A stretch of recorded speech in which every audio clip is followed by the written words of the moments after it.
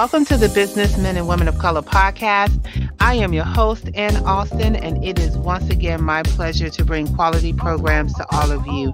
I am so excited to always be here with another amazing professional here that is doing so much stuff out there in the area of social work. And so I am very excited to be speaking with her today and learning more about what she does. In 2018, she is one of many, many people who have joined the movement to support small businesses and authors, which means that they are investing in themselves to make sure that you invest in yourself in the education of these industries. And just in case you did not know, the purpose of the BNWOC is to not only share our industry information, but we are encouraging you, the working professional and enthusiast, to take a look at our industry and see what's changing and see what applies to you so that you can come out on top and be better. But you can only do that if you visit all of the pages and listen to all of the podcasts that we have going on this year. We have so many amazing people in 2018, 2017, and 2016 that will be on the page for you to be able to access day or night during the 8-week period. So make sure that you vote for your favorite. So let's just do it, okay? So before we get started, we would like to thank our corporate partners who are Cat Sereno LLC, Cheryl Wood Empowers, Concern and Learning, Evangelism Radio, Genesis Preferred Solutions, J Coach International, Nels Tax Help, My Financial Home, Power, STCI, and the Student Teacher, along with our other business affiliate sponsors and partners, and everybody on this platform that's making this event and this season a success. So we're going to get right into it because we have a lot of information to cover this time. We want to welcome Venice Gardner Moore, who is the founder of Embracing Your Difference, LLC, which is a private practice and motivational firm in which Venice continues to motivate and inspire people through individual and couple therapy, self-esteem enhancement, young mothers and postpartum workshops and groups, her LCSW supervision, and also her mentoring program.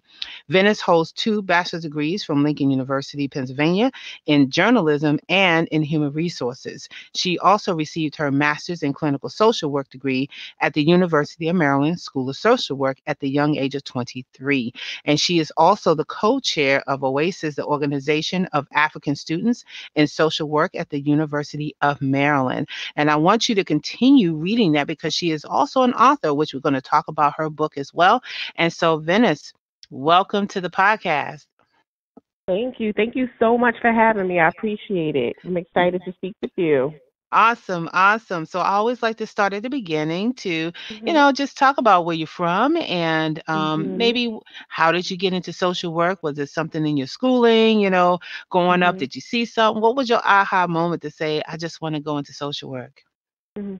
Well, I'm originally from New York, originally from the Bronx, and for me, growing up, I grew up in a household where I saw my mom go through a lot of different challenges, and one of those challenges was her having to interact with people who needed to help her in our family.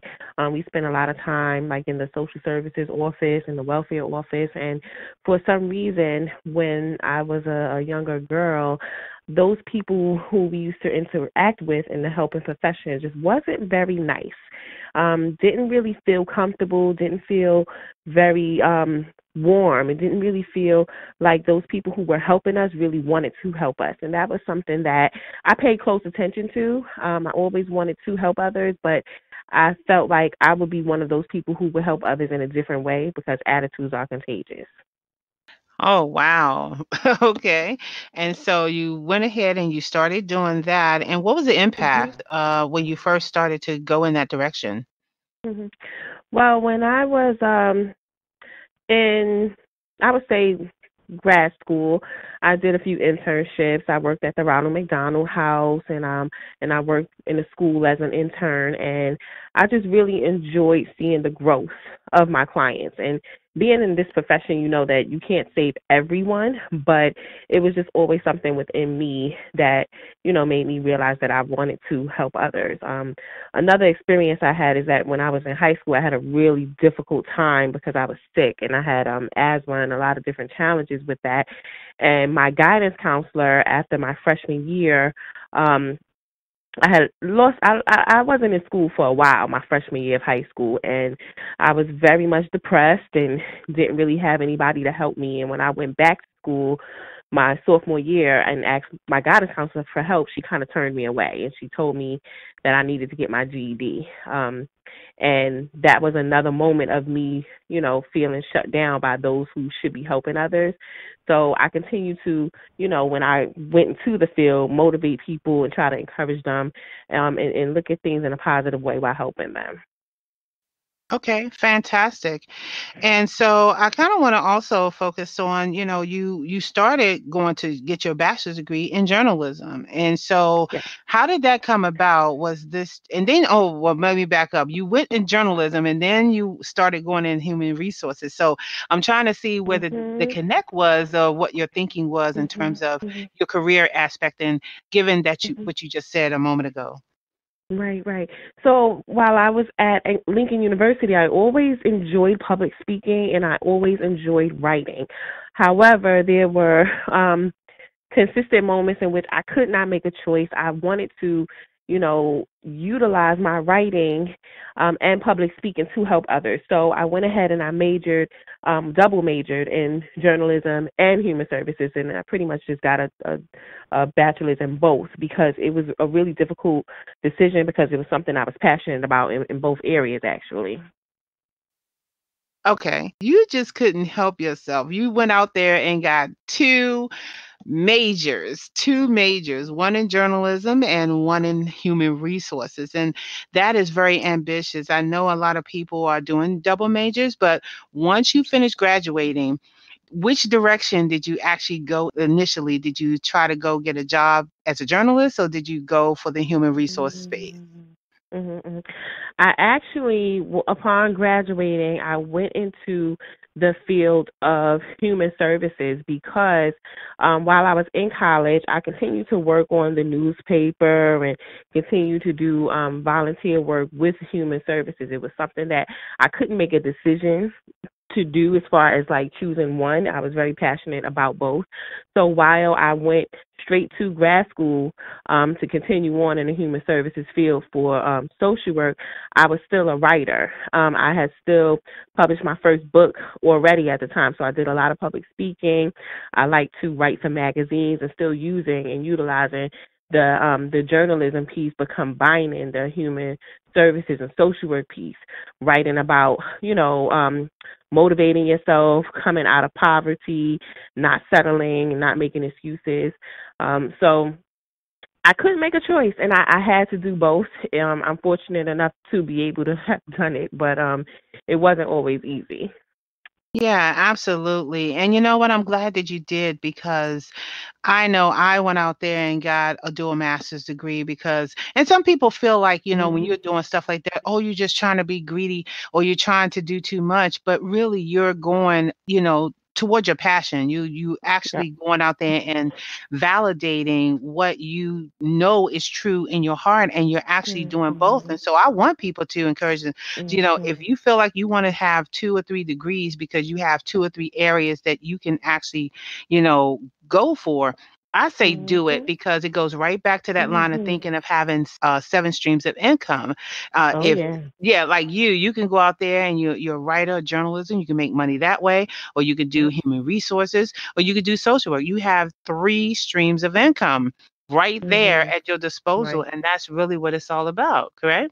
Absolutely, absolutely. You have to make a way, and it's not easy out here, especially financially, when you do have, student loans and, schooling that you've done and worked hard for years. So finding different ways to make money and have income is always good. Nice. Okay. And so for the book that you have written, talk to us a little bit about the book you written and what inspired you to write your book Mhm. as you was Mhm. in college. hmm So, well, the first book was written while I was at Lincoln University.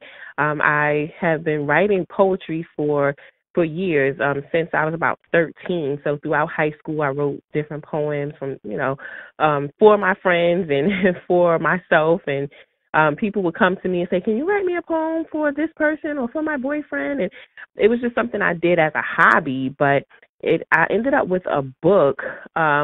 With over 150 poems by the time I was done with high school and my beginning Wow. years of college. And um as I continued to write, and the book just got older and older, and people would say, "Well, what are you doing with this book?" And I never really thought about it, but one day it just came to me like I need to put this work out there. So I did publish my first Mhm. book at 21. It's a poetry book. It's called um Embracing Your Because I'm Different, excuse me. That's Mhm. the name of the poetry book. And then some later years I ended up writing a second book just recently, actually last year, to continue on with the difference piece of embracing my difference, and that's the name of the new book. Nice. I just love that. First of all, I love poems of all types. I'm Mhm. gonna tell you, I'm a Mhm. poem lover. So Mhm. knowing me, don't get surprised if I buy your book and they're like, "Where's the second one?" Okay, because I love, Thank love, love, you. and I'm hoping everybody Thank you. loves it too. So I'm telling you, for those who listening, just go ahead and click that button and buy that Mhm. book.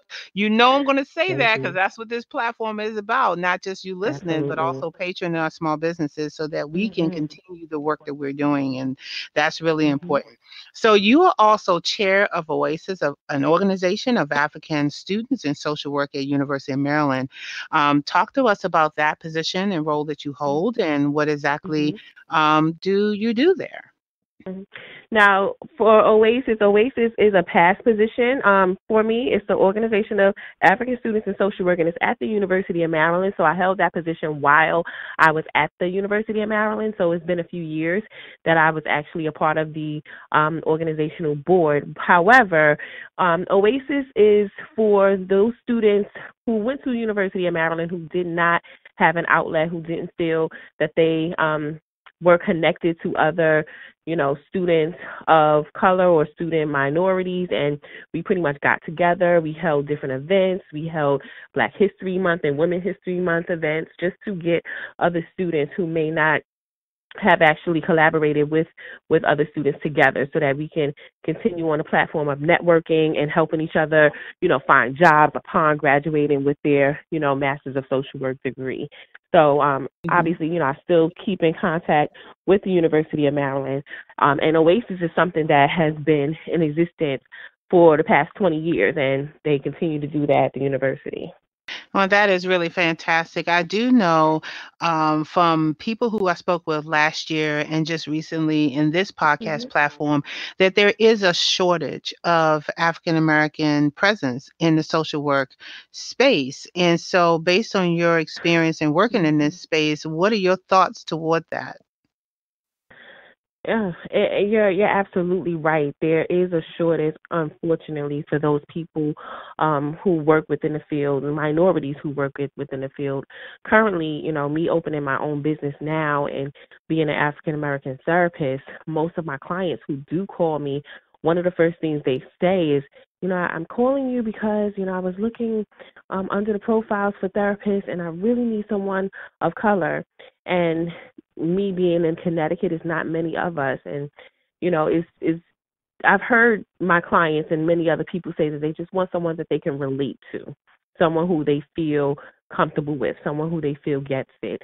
And unfortunately, especially when it comes to minorities, and within the Hispanic and African American communities, there sometimes people who don't want to reach out for help, whether it's just for therapy or receiving resources. Some people are afraid to talk about, some issues that they have had. So for me, I really encourage people to get into the field if it's something that they're passionate about, because there is always a job within this field. Yeah, absolutely. I just think it's one of those fields that we know that is out there, but people Mm-hmm. don't really talk about it so much because it's this negative thing. I always felt that as Mm-hmm. I was growing up, my own self was everywhere you go, they always say, "Oh, the social worker," and there was the stigma, like this was a really bad person, that's Mhm. coming to your home to check you out. When in reality, their job is to make sure that you are safe. And so, a lot of times, you wouldn't get referred to in school to say, "Oh, you could be a social worker." What do you think we could do as far as our community, or maybe anyone, that will change people's minds about how they view social work positions? Mhm. I think one is talking about it among others who are in high school and college. One of the things that I talk about in, my newest book, Embracing My Difference, is the importance of mentoring. There's so many of us who don't really know what profession we want to go into because we don't really talk to those people who could hopefully mentor us in that. One of the most confusing times of our lives is when we're finishing high school and going into those college years. It's easy to say that you want to major in something, but then what? So I think, continuous networking, and seeking out a mentor, and it doesn't even have to have a formal Mhm. description to it where you have to fill out an application and say, okay, can you be my mentor? Just really not being afraid to reach out to others. And then on another note, because some young people are not comfortable with doing that, if you are in a place where you can help others and you're in a place where you are established or trying to get established and you know something about this field, why not reach out to those younger people or call schools to see if you can maybe, pass along some information, because that's one of the ways that we can get the word out there. Absolutely. And one of the other things that I want to add to your list is maybe having groups of social workers like come together. You guys come Mhm. together, hold a conference, talk about strategies in which you can get out there all of the work that you're doing so that Mhm. people will know and be encouraged to want to say, "Oh, you know what? This is going to be the new growing field." I don't see a lot of that, I guess from where I'm sitting, but I know it's out there. I know this out there. Mhm. It's just not being put Absolutely. out there as much as it should. And so, with all Mhm. the technology we got going on, we should at least be having something that's flashing through Facebook. Somebody can spare like Mhm. $20 to have like an ad Mhm. or something like that that will bring all the social workers together. Even out in Canada, for the person who Mhm. I interviewed last year, she really Mhm. has this mission to Mhm. go around all throughout the country and promote the need for social workers, whether you're a minority or not. It's just such a Mhm. shortage, and a lot of our kids, a lot of our families are falling through the cracks because of the amount of work that social workers do. And you guys do different types of social work, right? Absolutely. And I'm so glad that you said that because, this past weekend I just had my annual Embrace Your Difference conference, and I had different panelists from different professions, but one of the key components that we discussed was mental health and social work. So I had, a social work professor, myself who has been in the education field of social work and then the private practice, and then another person who does casework in the community. And what we talked about was just not being afraid of, therapy or social work or case management, and just giving some more information behind that. In addition to that, we helped the students. It was actually held at Morgan State University, but just them being exposed to different professions and not just social work, so that they can get some insight on what it took to actually get to that profession or the highlights of the profession, and also, those hard, challenging moments of the profession. So we had different panelists like a nurse, we had a lawyer, we had a Mhm. doctor, and then a few Nice. social workers. So absolutely, I think you're right. Like gathering those people within the profession together Mhm. so that we can just spread the word, because pretty much that's Mhm. what it's about. Yeah, I always suggest that because I think that's the best way of getting the word out, because it's almost like, you tell me, I tell someone, they tell someone, and Mhm. a lot of people know what's going on. I think over the last year, and I've said it multiple times, I'll say it again in this interview, is that we have people like yourself who are coming out in droves and saying, you know, we cannot be no longer afraid to go see a therapist or to talk to someone about issues that, if you're feeling Mhm. depressed or you have family issues, that's why Mhm. we have psychologists, that's why we have social workers, that's why we have mental health Mhm. therapists to help us Absolutely. focus. And they too have also made sure that they are in check so we feel confident and comfortable with talking to someone. And so what they're going to find in this platform are so many people in the mental health field because this is serious. We have Absolutely. people blowing people away for no reason, taking Mhm. folks out with them because they feel like they don't have a choice.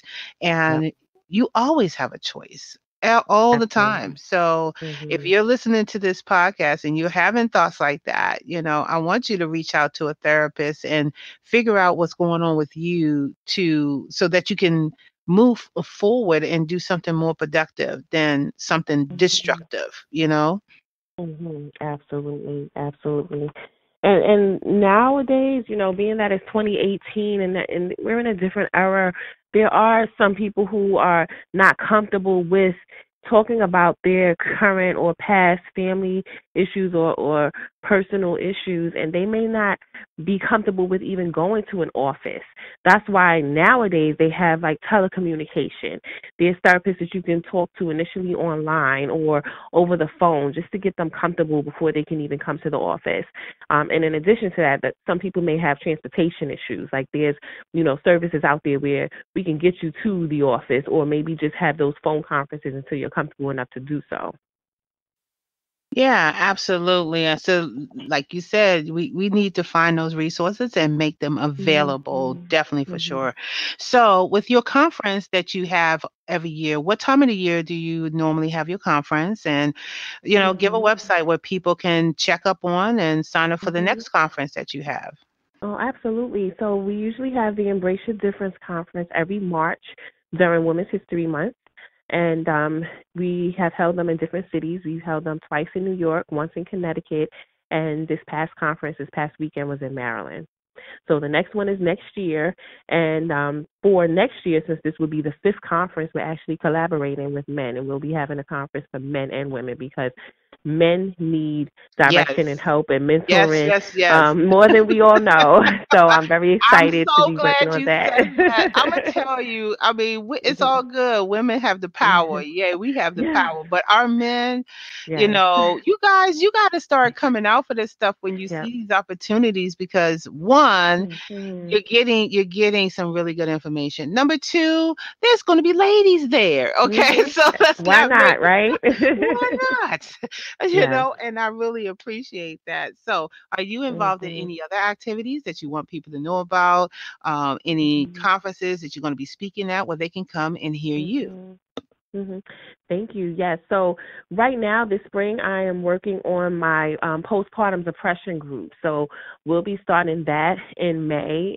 It's just something that a lot of moms, young moms, and just moms, period, have gone through. And unconsciously not even realizing that they're going through that. So I'll be facilitating that, and I'll also be starting my Embrace Your Difference webinar that will be highlighted on my website, which is www.embraceyourdifference.com. And that is all about the book that I recently wrote a year ago, Embracing My Difference. And it helps with tips on mentoring, authentic friendships, the power of prayer, opening a business as a mom, and a plethora of other issues and concerns. So that webinar will be coming out Hmm. in May. And for me, I'm open to speaking different places. I've traveled all over for it, and I'm excited to do it. So, if you guys need a speaker in your area, please just contact me. All right, give them your contact information. Yes. So my contact information is www.embraceyourdifference.com. You can find me on Instagram at embrace_your_difference. And I can also be reached via email at info@embraceyourdifference.com or embraceyourdifference@gmail.com.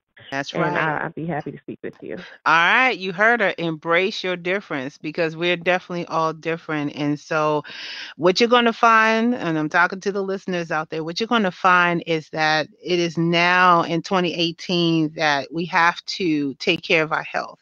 Mental, physical, all of that. We have to do it. It is critical for our community to be strong minded and to be able to talk unafraid, unapologetically about what's going on with you. Because I'm telling you, we do not want to be in a position where we can no longer function as a human being or a person. And we're going out here and making decisions that obviously we have choices for. So you have Venice on here. You have all these folks on this podcast platform from across the country, close to your state or either in your state. But as she said, technology, people can Skype you and things like that if you need to make sure that you get the help you need. So I want to encourage you to look down on her page and click and sign up for her Embrace the Difference conference and check out all the other stuff that she's doing. Just make sure you do that. And so, Venice, I want to thank you so much for sharing your information and just being a role model for those out there who are social workers who might be just sitting there and doing social work but may want to do more. Well, thank you. Thank you so much for having me. It's been a pleasure. And I just want to say, I love what you're doing. I know that, taking the time out to really speak with people to encourage others is just something that, you need a little bit more of. So thank you. You are so welcome.